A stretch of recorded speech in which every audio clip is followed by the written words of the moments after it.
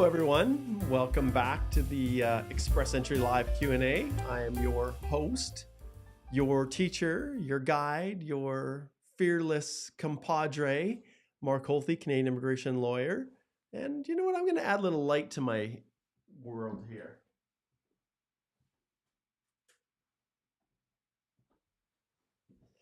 There we go. Let's add a little light. We'll brighten it up a bit.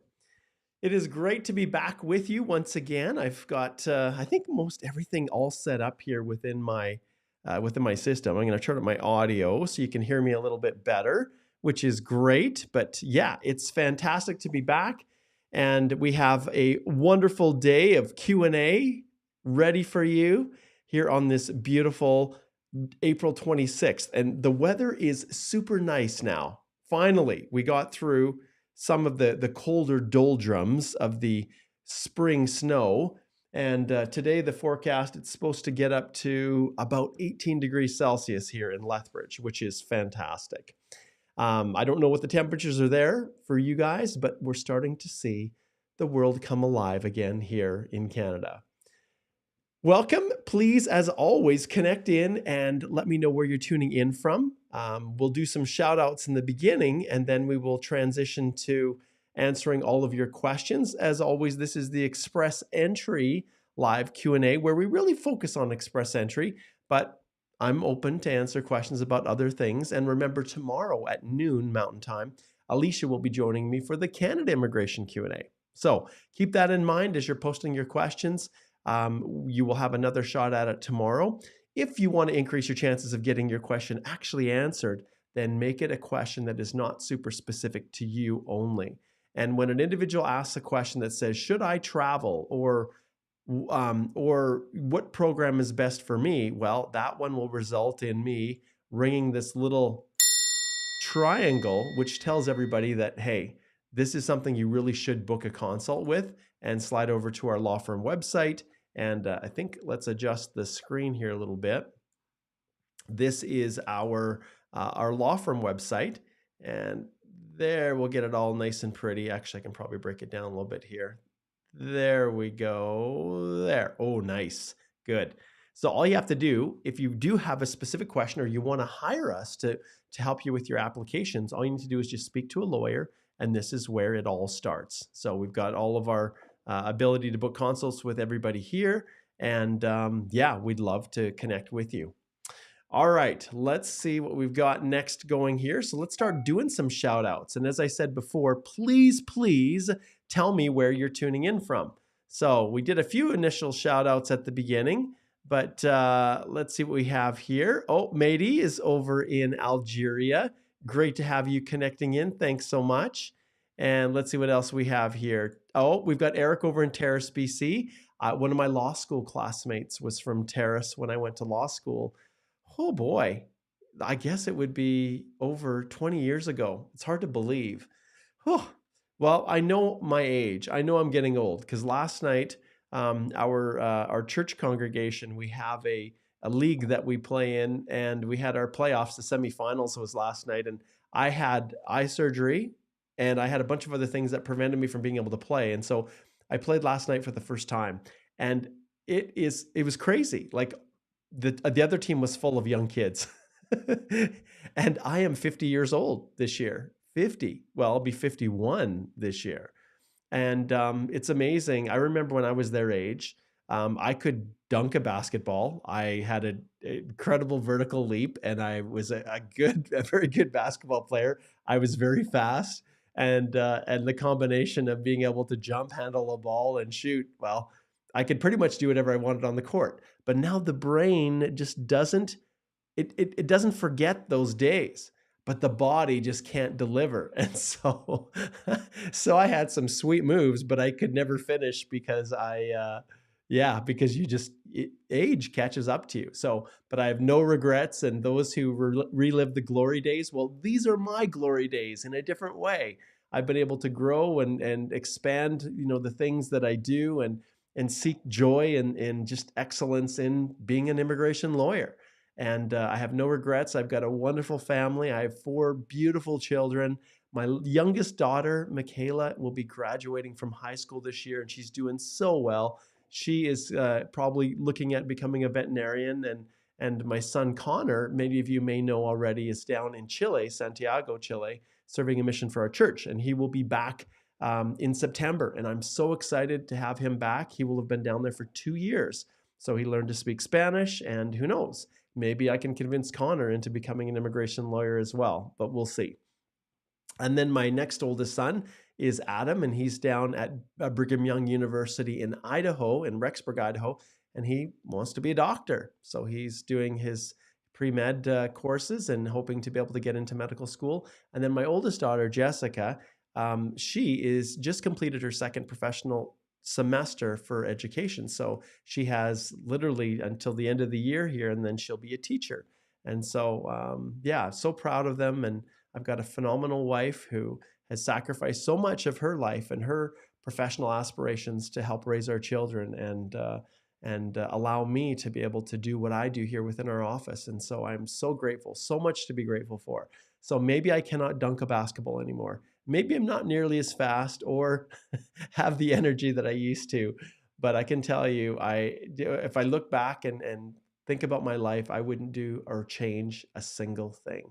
So, and now I get to interact with all of you amazing people. And, I think one day it would make sense to do some live sessions and go and in person and set up some places and travel around the world and do, live presentations like this, but we shall see. All right. Okay. Dadam says, any news regarding IRCC processing? Well, they generally speaking have tried to update their the processing times. Let's just see what we have here. If I just flip over to this screen. Okay. So if we go to the processing times, we'll see if they even get around to updating them. So let's take, this was crazy. I saw this yesterday in our live. And Igor's going to be dropping the next episode of the Canadian Immigration Podcast. If you guys haven't done that, you can go to holthelaw.com and you'll see there's podcast here. You can go to the Canadian Immigration Institute as well. And that's where it's housed. And the Canadian Immigration Podcast is here. But you have to check out what we call the impossible Canadian trivia. And so, yes, you have to listen to that. That's a lot of fun. And Alicia is our reigning champ. My goodness, she's good. She's undefeated so far. So we just recorded an episode yesterday that should be dropping today. So watch for that. And I also want to show you guys one other thing here. Let's see if we can pull it up. Right here, sometimes when you're applying for immigration to Canada, here we go. We'll just go Journey Canada. Sometimes when you're applying to go for a work permit or permanent residence through one of the programs, sometimes you just need a business plan. And I use those frequently when I'm doing intercompany transfers or startup visas, things like that. So Journey is the sponsor of the podcast, but I also want to give them a big shout out because they're excellent. And if you're wondering what they're about, if you're an immigration lawyer or a consultant, pretty easy to just talk to any of your colleagues because they're probably one of the most popular business plan writing companies that are out there supporting immigration. And they do both Canada and US. So just a shout out to Journey. Thank you so much for being the title sponsor of the Canadian Immigration Podcast. And it's great to have good people, good companies supporting what we're trying to do. So there we go. All right, let's see what else we have here. Let's give some more shout outs. So we've got Prabhu is Nepal. Welcome, Prabhu. And Osman, good to see you. We have Yu Chen with a nice smiley face. Good to see you. Let's see who else we have here. So I'm just skipping past the comments. Simran, tuning in from Abbotsford. I have a couple, one of the longest standing clients that I have. I've probably been working with them for, I don't know, maybe 12 years or longer. Probably is longer by the time I first met them. Oh yeah, easily. I would say almost 16, 17 years. And I've renewed their PR cards twice. And we just filed another renewal online through the new online system for their PR cards. And they're living in Abbotsford. They were originally here in Lethbridge and then they went to Abbotsford. So yes. And in fact, Abbotsford was the very last high jump competition I think that I did. Canada. Yeah, it was Western Canada Summer Games. I think that was the last actual track meet that I did for high jump representing Team Alberta back in I think it was 1995. I think it was when I was first married.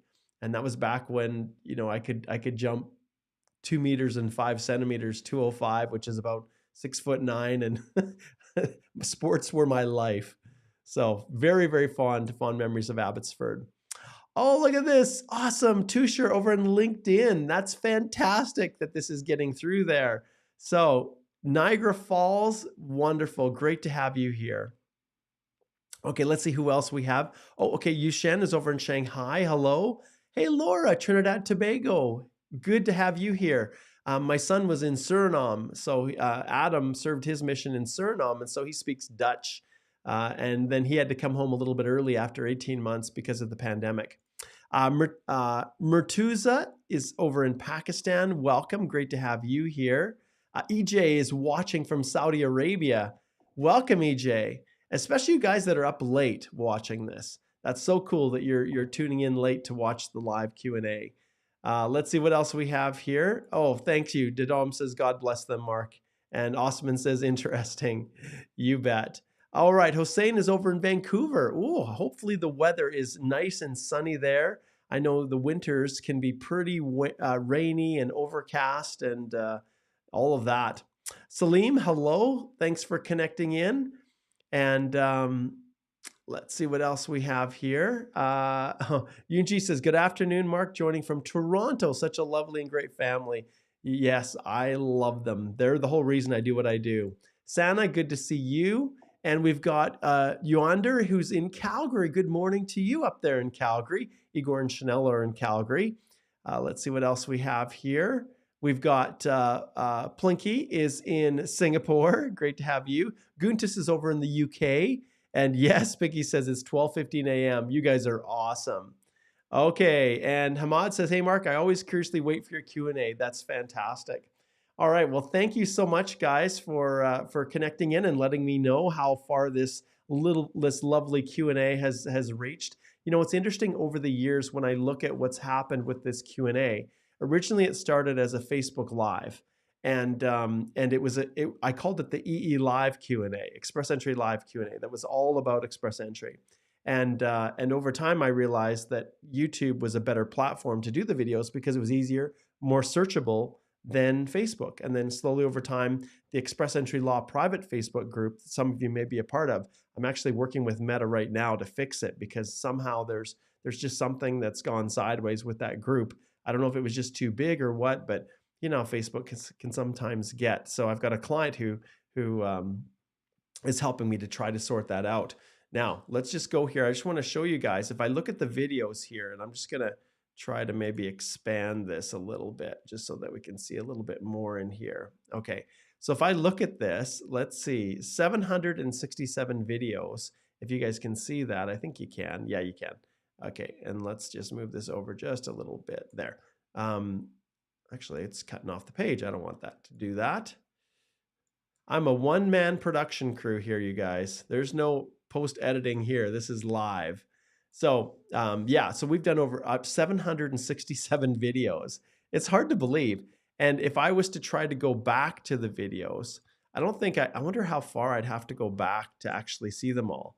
You can see, like if I scroll back here, 2 years, let's see, 3 years. Let's see how far back the channel goes.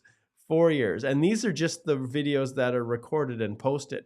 See, there's 5 years ago when I first started doing these lives in my office at Stringham with my iMac HD camera. And then if we go back further, even further, let's see how far back. 5 years. That is crazy how far back. And let's see. And then this is when I started the podcast 7 years ago. And I started posting these on here. So the oldest one goes back 7 years. So that's how long we've been at it here. And I wouldn't change a single thing. And just remember that the videos, there hasn't been a lot that has changed with Express Entry over the years. So you can always go into the page and remember there is a search feature. So all you have to do is just go to the search function. And let's say you have a question. Well, let's see if it's cooperating here. I don't know what's going on here. I'm going to scroll this over here. Okay, there we go. Let's try this again. Oh, for goodness sakes. Okay, I won't worry about that. But the search feature allows you to be able to type in, maybe if I click on it. Oh, there we go. Okay, I can type in self-employed. This is a question I get a lot about. So you could just type in self-employed, and then hopefully it will search it, and then you'll be able to see the various videos that I've done in the past that talk about how to support, how to claim self-employed work experience. And so you can just search by keyword, and there's a lot of really, really good videos that I've done in the past on these various topics. So I always want to point that out too. And then, of course, like I said, we have the Canadian, the podcast that is, that I've got tons of podcast episodes as well on various topics that relate to Canadian immigration. So you definitely want to check those out. Alicia and I are going to be recording another couple videos for our business immigration series. Those of you who are wondering about LMIAs, how they work, geared towards employers. If you're a lawyer, consultant as well, we have all of this available. This is CELPIP. I partnered with CELPIP to do test taking strategies and all kinds of things that we have posted here. So go and check those out, and just want to remind people about all of the resources that are available. And of course, don't forget the immigration courses. So we have just finished up our Express Entry one on April 17th to the 20th. It was awesome. It was a fantastic group, but these are all on demand. So Express Entry, the post-grad, study permit course, spousal sponsorship, and then we're updating the LMIA course. But a lot of the material and information in the LMIA course is excellent. Very, very applicable, even though it's now shifted to an online process. So don't hesitate to slide over and check those things out. Okay, we have spent enough time chatting about that. It is now time to jump in and actually start answering some of your questions. So Dom says he's enjoying the sun and the beach, and there we go. Okay, let's dive in. Let's start getting to your questions. Many of you have been asking, what does the future hold for Express Entry? And so I'll address that right now. Let's just pull up the rounds of invitations here. So one of the questions that people ask, probably more than any, is what impact is the strikes going to have on Express Entry? Well, we think, and we'll see today what happens, you guys, but we believe that the rounds of invitation should continue. April 12th was the last round, and you can see they did a smaller one. They didn't do it as large as they had that string of large 7,000 round of invitations, right? So we had a bunch of those. The minister's targeted draws, looks like he's not looking at doing those until probably the summer. But with this strike, it's also going to affect things. So we'll see how it all plays out. I have a client who's sitting at 487 right now. And we just updated his profile just today. And so I am going to be celebrating. If anybody sees the round of invitations being released and the ministerial instructions coming out, let me know, because we want to highlight that. But I'm hoping that it's going to stay right around this level, and maybe not, like, if it at 486, I'm going to have one happy client. So that's what I'm hoping for. At least the one that I talked to today, compared to all of the others that are at various stages of applications. I actually have a final review of another one later this afternoon. So lots of good times. Okay, so what will happen? Well, we're hoping that they will continue. We're hoping that the targeted draws are going to happen at some point. We know that, but it's just only in the purview of the minister to know exactly what's going to happen. All right, let's see here. Okay, Dadam says the Atlantic Immigration Program PR pathway should be the job title, same as my job title in my home country. Understand that what applies is the NOC code, the National Occupational Classification. That's what drives the ship. Titles can change. They can have variations, but they're the same thing. It just depends on what the company calls it. So traditionally, it's the job description, it's the job duties that have positions aligned versus the title. Now, if you say you're a rocket scientist, okay, aeronautical engineer, whatever you are, and you're working at McDonald's, well, probably, and you decide to call your position food service supervisor when you're working at NASA, well, that's probably they're going to wonder what the heck's going on. So it's not so much the title as it is the actual job description. Okay. All right. Sheeta says, are we allowed to take a 6-month course with a postgrad work permit? I know there is a condition not to study. This is a perfect example. When you come to Canada as a visitor, when you first arrive as a visitor, you have the ability to take a course of study in that window, that first 6-month window of time. So this is the biggest misconception. So doing that, a program that's of study that's less than 6 months, when you take that, you can do it. And often, what is it? It's an English language class. That's often what people do. But if you've already come, you're here, you're on a postgrad, and then you decide to go back and try to take a program that's less than 6 months, I'm not going to tell you no, Sheeta, because I need more information. But I can tell you that the general provision that allows you to study in a program less than 6 months only applies when you first enter Canada. And so you have to be very, very careful with that. And so generally speaking, when it comes to these types of short-term courses, the answer is no, generally speaking. But I don't know your whole situation, so I definitely don't want you to rely on that one. And ultimately, when it comes to these questions, I ring the bell and tell you to slide over and book a consult with us where we can actually dig in deep and make sure that you're getting the proper legal advice that you need. And the only way we can do that is if we have all of the information, all of the facts of your situation, which clearly can't be included in only a comment on YouTube or Facebook or LinkedIn. And so head on over here and just click speak to a lawyer. There's a link, as always, in the description of the video, wherever you're watching it on whatever platform. Okay. Okay. Murtuza, great, says from Pakistan, I want to know student direct stream procedure for academic and then work visa after studies. Well, the student direct stream is just a pathway that the government has instituted to try to help them process applications faster. And this is student direct stream is fully embedded within the advanced analytics, the Chinook system, the artificial intelligence. And so it's designed to fast track the processing of those applications.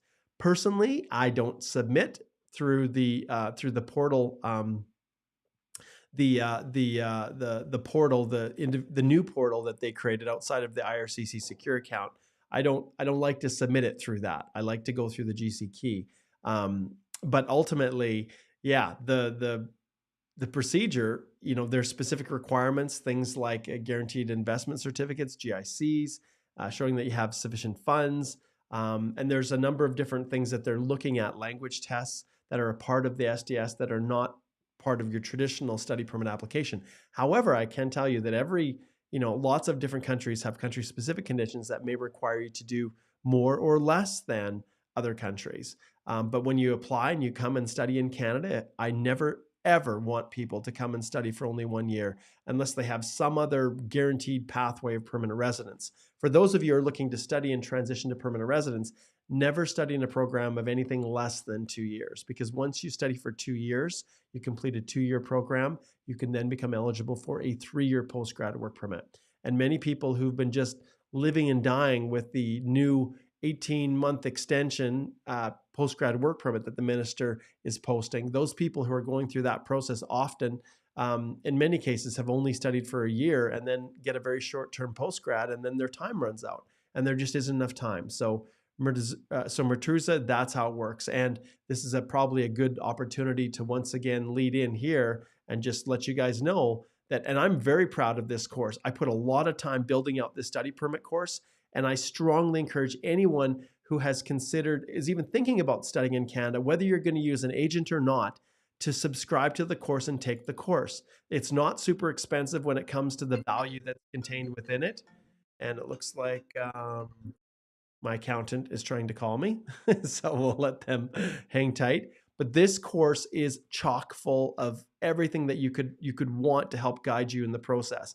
And so if you educate yourself, you're in a far better position, more powerful position to be able to know if your education agent is doing things properly for you, or even help you to understand the pros and cons of different programs and things like that. So you can see with this course, it's $250. Well, pulls up my GST here in Alberta, $260-$250, but it depends on where you're located. But this, for what you pay for the course, It is absolutely loaded with information I know that can help you. So strongly recommend that you consider subscribing to that course. It's on demand and all the material is there. Everything from preparing your statements of purpose, your study plans, to just getting it right the first time. And when it comes to study permits, that's the time in which you really want to make sure it's the best that it can possibly be the first time. All right. Okay, let's see here what else we've got. Okay, Sheeta says, I'm in a 2-week course to get an insurance license. Sheeta, I'm going to strongly encourage you to slide over and to book a consult so that we can talk about that, because professional courses, IRCC has come out with some policies that say no. And remember, if you are after your post-grad work permit, then studies outside of your work permit are not authorized. It's only on an entry are you able to benefit from the 6-month or less program. Okay. All right. So Eric says, if my only account in a bank is the checking account, do I still need to mention no outstanding debt in the bank letter from that bank? No. If you don't have anything else, I don't worry about that at all. I don't, Eric. Let's see what's next. Okay, Sudeep says, hey, Mark, when do you think would be the next Ontario HCP Tech draw? What is the frequency of these draws? Well, I can tell you the draws for the Ontario. So if we go ONIP,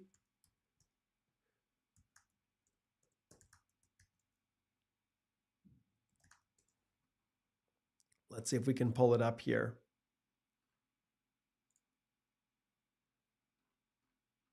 Okay, we'll flip this over and we'll share. So you can go and you can take a look. And often the only thing that we have to base it on when we're going through the human capital priority stream for the Ontario Immigrant Nominee Program is what they've done in the past. So you can see that they've not done anything, excuse me, since March the 16th. It looks like, I think was the last French one. Oh no, they did a skilled trade on the 23rd. So yeah, so when is the next one going to happen? It's difficult to know. And you can look historically at kind of the pattern, but the reality is, yeah, we're probably overdue for something from Ontario, but yeah, there's no real way of predicting with any level of exactness what they're going to do.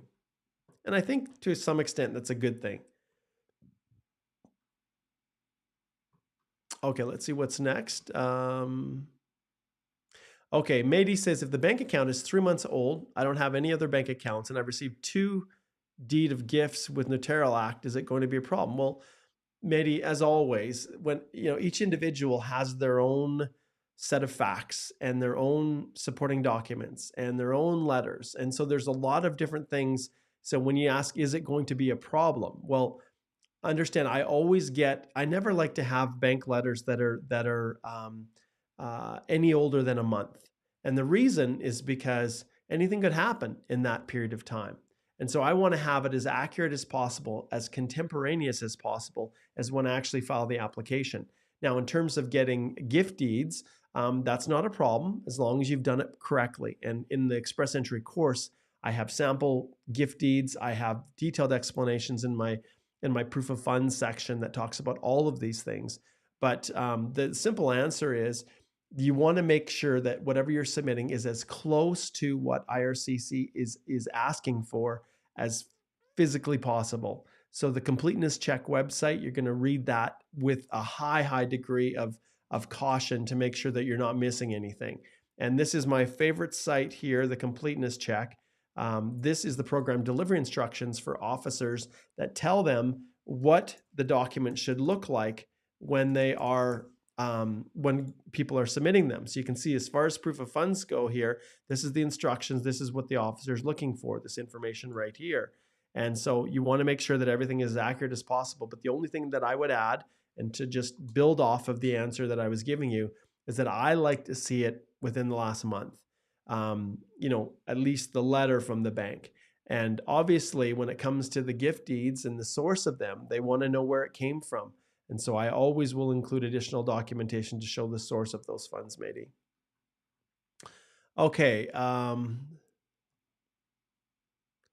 right, Ibrahim, this is another one of those triangle questions. He says, can I expect a minimal chance of being approved for PR if I have been residing in a country where I do not have legal status? That, my friend, I can't answer that. Is it possible? Yes. Igor, who's in our firm, was horribly um, uh, horribly screwed over, I guess is the best way of describing it, by an immigration attorney in the US. And him and his wife were out of status. And he reached out to me and we sorted it out. And I went head to head with IRCC, and he's now a permanent resident in Canada. So is it possible? Yes, but it depends on each individual. So I recommend, Ibrahim, that you reach out and book a consult. All right, let's see here. Okay, Hamad's got a question here. Spouse from Ukraine. I'm Pakistani. Tried to marry there. Visa rejected. Got married in Pakistan after the war. After war, applied for Canada Quet visa. She got approval, but I'm waiting and worrying. Need advice. Book a consult, Hamad. Simple as that. Book a consult. Okay, Syed is on a closed work permit, hoping to switch a job with a new employer, I assume, which will also give me closed work permit. How my dependent work permit get handled in this case? Okay, so you need, if you're switching from one closed to another, you need an LMIA or some other program that's LMIA exempt to allow you to work for them, unless you have an open work permit. As far as your spouse, their work permit is, as long as they stay in Canada, it continues to be valid. So it doesn't become invalid because you change employers. Now, you can obviously apply and include, depending on when that spousal dependent work permit is expiring, you may just want to do it all together at the same time. But it doesn't invalidate the open spousal work permit if it's dependent on you. If you switch employers and get a new work permit, it doesn't just cancel the other one. But you have to be careful, because then the timing of the work permit expiries will be different. And sometimes people don't realize that and don't pay attention to it, and someone falls out of status. So, all right, looks like we got a super here. Let's pull up the super chat. This is Osman. Osman says, I applied for a postgrad work permit extension and got approval letter, but I haven't received it by mail yet. Can I apply for a TRV? Can I travel and come back with the TRV? So remember, the TRV is separate from the postgrad work permit. And that 18-month one, it looks like, is what you applied for, because there is no normal postgrad extension. This is like an 18-month postgrad. That's a new application that you submit based on public policy. But in this case, traveling, if you get a valid TRV that's issued to you, you can travel and seek reentry to Canada. You can. Now, if you got the approval letter, but you haven't received it by mail, you can apply for the TRV with that and explain in a letter of explanation. Now, that's not as good, Osman, as actually having the work permit in hand, but you can make the case. I would provide a letter of explanation explaining that, hey, it's here, just hasn't received in the mail, likely because of the strike or whatever. And submit that TRV application. But ultimately, Osman, it's up to the officer and their discretion. You could get an officer that says, no, I want to see the actual work permit, and they reject your TRV application. But at this stage, you don't have anything to lose, I don't think, by making the request.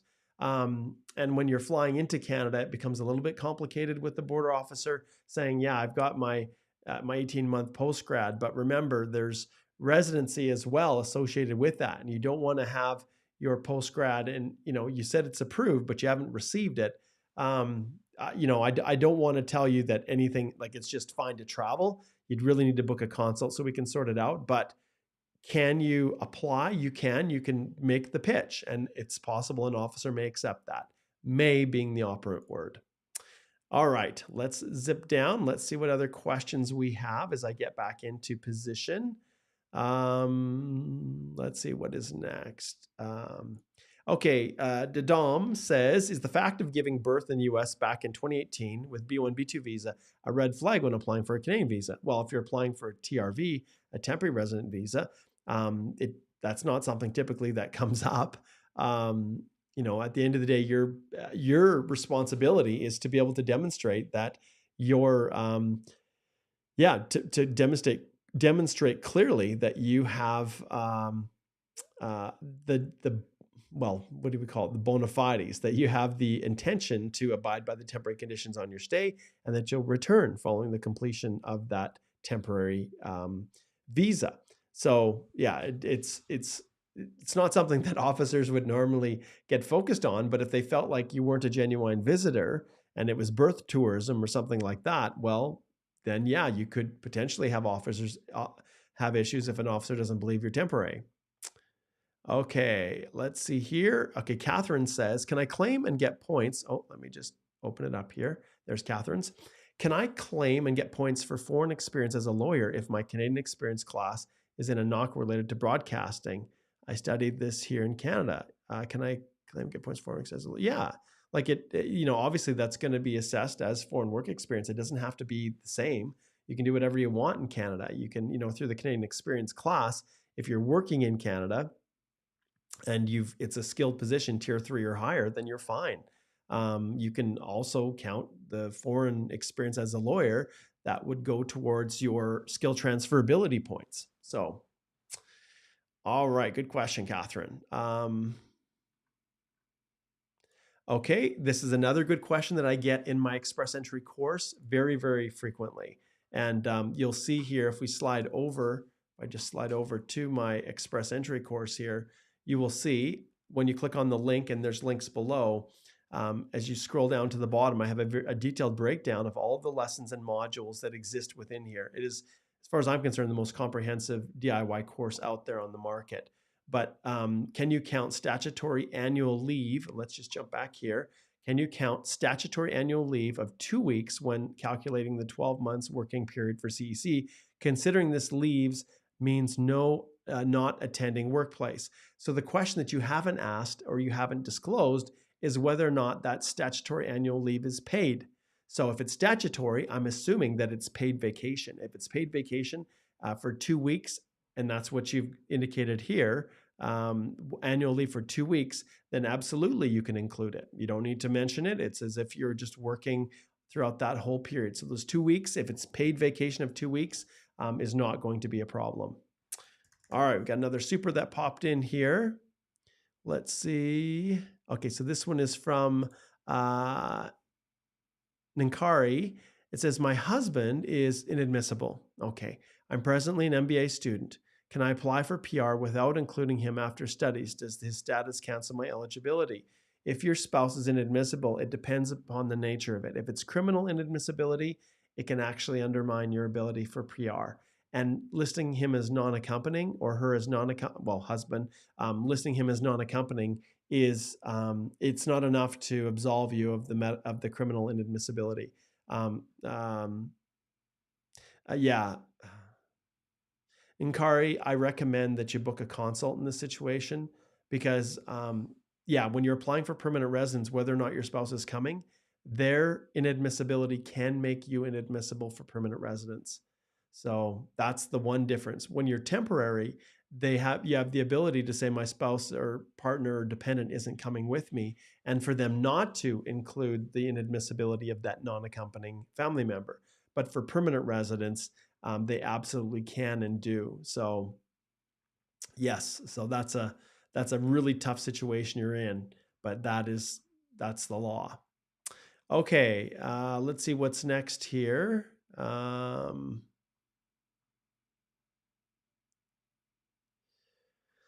Just trying to make sure I'm hitting on everybody's new questions. Okay, no. So Noel says, so, hi, sir. My mother applied under the Economic Immigration Program, and I had applied as an dependent. Now I want to apply for a study visa simultaneously. Can I do that? Please explain the process. Please help me. Okay. So, when it comes to this type of a thing, Noel, it's possible to submit a study permit application when you're a dependent in a permanent resident application.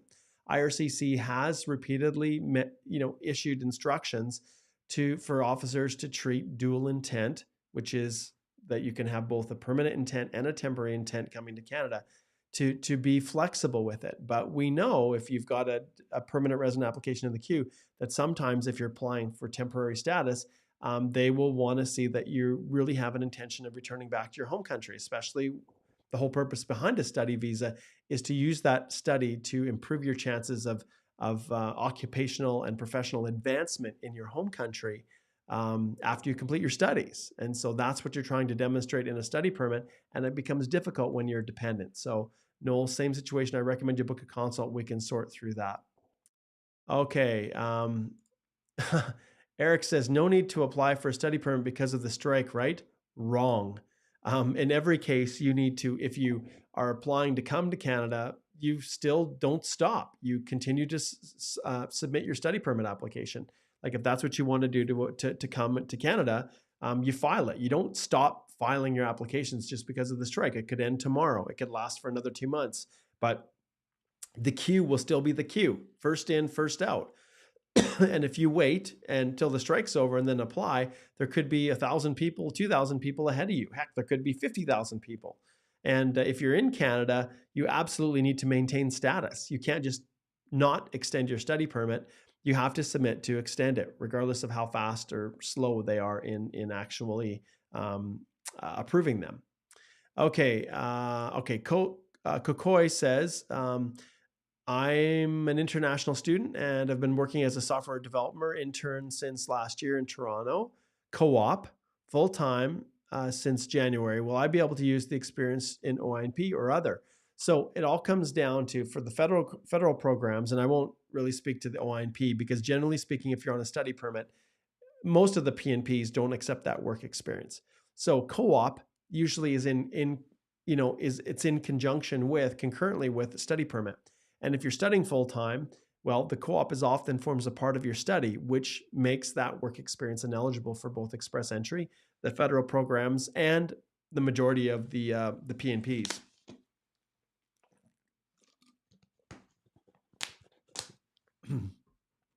So although I can't say unequivocally, Kakoi, that your intern is it's not, you can't use it, it sure looks as a general rule that yes, and you've just clarified that you're a student. Yeah, most PNPs won't accept that. It's not until after you graduate and you're on your postgrad work permit that you can count that. Okay, let's keep zipping through here. And I'm going to try to spread it out. So, okay, Plinky, I will tell you to listen to the podcast. So as soon as Igor, I'm going to actually send Igor a little message here.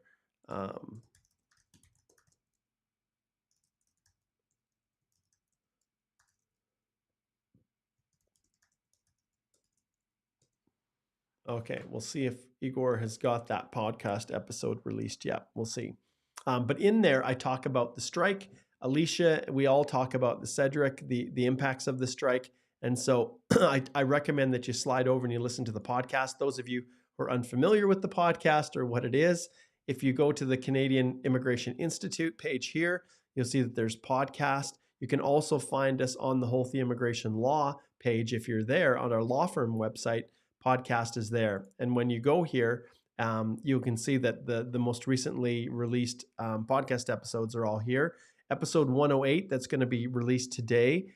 If you haven't subscribed, you can listen on iTunes, Spotify, RSS feed, wherever you listen to your podcasts, and you can subscribe and listen in. And we're starting to do a lot more podcasts. So when you're traveling, we realize that people are now commuting back to work and they've got time on their hands. So we've now started doing more podcast episodes. And that reminds me, we are just about at the end. I'm going to have to end a little bit earlier today here because Alicia and I are actually going to be recording our business immigration podcast. And we've got a couple new episodes that we're going to be doing. And so we're going to have to record record those. Wow, lots of talking today. Lots of talking. Okay, let's see. We'll wrap it up here with just a couple more. Let's see here, and then we'll end off. Okay, so David Bonilla says, hi, Mark, can I be eligible for CEC if in the last 12 months I have worked 10 months and more than 1560 hours in a NOC B or Tier 3? No, David, you wouldn't be eligible to do that. And one of the things that I always point out to people, when you're completing the wizard, it asks if you have 1 year of work experience in Canada. And the only way that you can go through that eligibility tool is by misrepresenting if you have not yet worked the full 12 months. So people that have submitted an express entry application, they would have had to kind of misrepresent or fudge the answers to get in. And yes, so anyways, that is... that's something to consider, but no, you would need to have the full 12 months. Now, in some cases, people well, for whatever reason, have a profile and they were extended an invitation through CEC. But in those cases, if you do get an ITA and you have not yet reached the 12 months, then do not submit your EAPR, that second portion after you get your ITA, until you've fully met the full 12 months, okay? But no, you can't accumulate 1,560 hours sooner and then qualify. You need to work the full 12 months, and I cover all of that in our course. All right, let's see if we can find one more express entry related question here. Let's see, and we'll finish off with that. Okay, we'll finish off with this one, Yunji. Thank you for the great session, EE. Got invited, but my work permit expires in December. Do I have to start extending work permit and include it in the LOE, or can I extend it later? I have a new job offer letter. So in this case, once again, I tend to tell people to book a consult, Yunji. But if your work permit is expiring in December and you've got an ITA and you're filing your EAPR, the moment that you submit that application and you get the confirmation back, you can use that to apply for a bridging open work permit. So if you still have till December, you don't need to apply to extend now. You can, once you get your acknowledgement of receipt for express entry, you can use that to file a bridging open work permit to extend your work permit. That's usually how it works, okay? All right, guys, I'm going to end a little bit early today. Thank you so much for tuning in and joining me. We have, it was another great session. As always, everything that we do here is sponsored by our law firm, which is Holthe Immigration Law. And if you have not yet been to our site, I want to point out one other thing, and it's a simple fact that there is a ton of information on here too.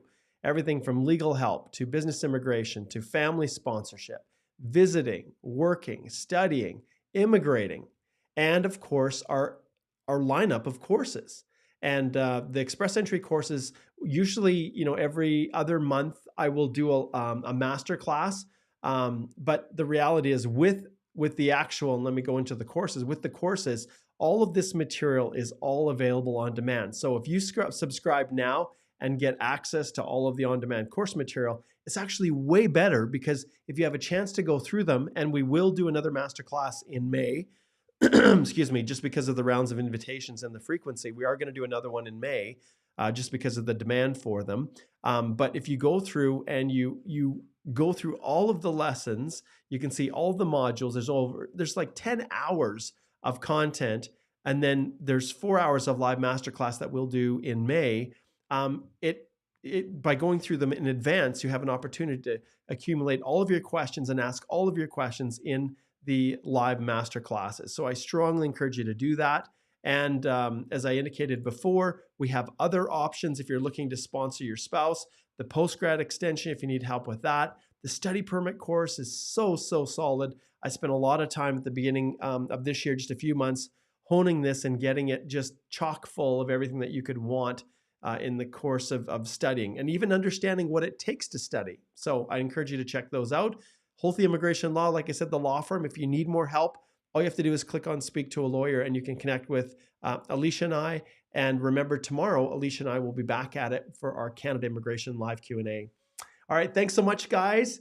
And I hope, I'll take one quick little look to see, but I don't think we've had a round of invitations. I'll take a scroll through and see. I don't see anyone saying there is a consultation. And Hamad says, I need a consultation urgently. Well, Hamad, all you have to do is slide over to our website, and I can guarantee that you're going to be able to get in right away. And all you have to do is click Speak to a Lawyer.